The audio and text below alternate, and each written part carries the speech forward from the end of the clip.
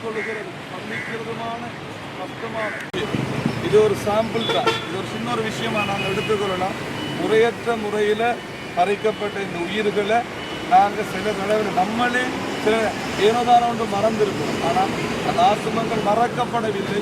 அந்த ஆத்துமங்களுக்குரிய நீதி, அந்த உயிர்களுக்குரிய நீதி கிடைக்கப்பட மட்டும் நாங்கள் கடவுளோடு நாங்கள் ஜெபிப்பத்தோடு கூட எங்களான உயர் உதவியை நாங்கள் இருக்கிறோம். இந்த உயிர்கள் மாத்திரமல்ல, எங்களுக்கு தெரியும் கொச்சிக்கடையிலேருந்து நடந்த எங்களுக்கு தெரியும் நீர்கொடும்பிலிருந்து நடந்த சொல்லி மறைக்கப்பட்ட உயிர்களுக்கு நீதி கிடைக்கும்.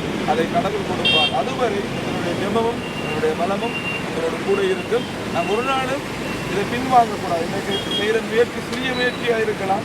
ஆனால் இனி வரும் காலங்களில் இதை நாங்கள் தொடர்ந்து நினைவு கூறும்படி தான் நாங்கள் உங்கள்கிட்ட கேட்டுக்கொள்வோம்.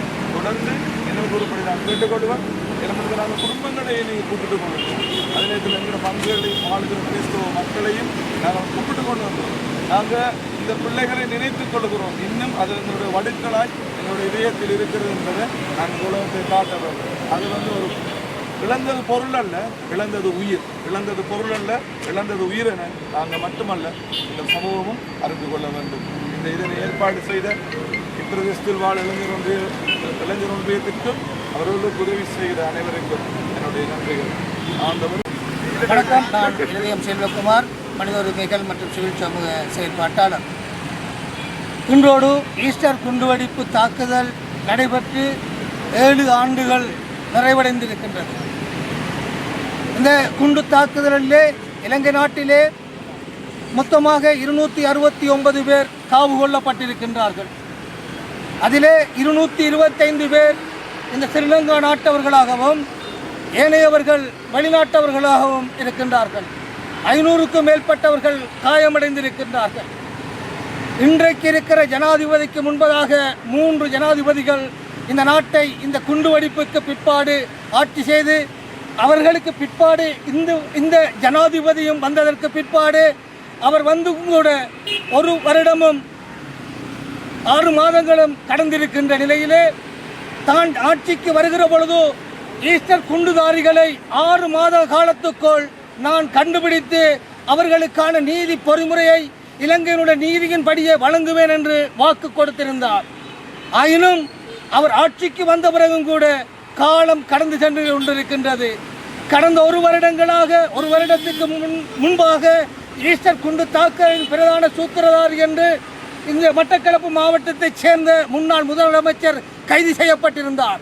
அவரை தொடர்ந்து அதற்கான சாட்சியங்கள் சேகரிக்கப்பட்டது. கடந்த நாட்களிலே அதற்கு பிற்பாடு இறுதியாக இந்த ஈஸ்டர் குண்டு தாக்குதலின் சூத்திரதாரிகள் என்று அறியப்பட்டவர்களிலே இலங்கையினுடைய புலனாய்வு பொறுப்பாயிருந்த சுரேஷ் சாலை அவர்களும் கைது செய்யப்பட்டிருக்கின்றார். கடந்த வாரம் பாராளுமன்றத்திலே பொதுமக்கள் பாதுகாப்பு அமைச்சர் பாராளுமன்றத்திலே தன்னுடைய அறிக்கையை பதிவு செய்கிற பொழுது இந்த ஈஸ்டர் குண்டு தாக்குதல் குறித்தான தன்னுடைய அறிக்கையிலே ஈஸ்டர் குண்டு தாக்குதலினுடைய புலனாய்வு அறிக்கைகள் மறைக்கப்பட்டிருக்கின்றது என்று சொல்லுகின்றார். அப்படியானால் கடந்த காலங்களிலே இருந்த ஜனாதிபதிகள் மறைத்தார்களா, அல்லது அந்த இலங்கை அரசாங்கத்தில் இருக்கக்கூடிய புலனாய்வு அதிகாரிகள் மறைத்தார்களா?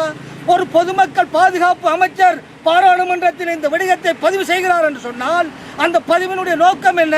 அந்த நோக்கத்தின் பால் நாங்கள் சிந்திக்க வேண்டியதென அவர் தெரிந்திருக்க வேண்டிய ஒன்று. இந்த புலனாய்வு அறிக்கைகளை மறைத்த அதிகாரிகள் யார்? அவர்களை கைது செய்தார்களா?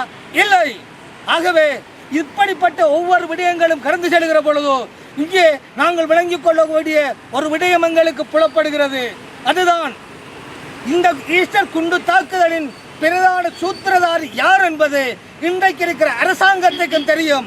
ஆனால் அவர்களை கைது செய்ய முற்பட்டால் இவர்களுடைய ஆட்சி கவிழ்ந்து விடுமோ, சிங்கள தேசத்தில் இருக்கிற மக்கள் அங்கே குழந்து விடுவார்களோ என்கிற அச்சம் காணப்படுவது போல் என்கின்ற ஒரு ஐயப்பாடு எங்களுக்கு இருக்கின்றது.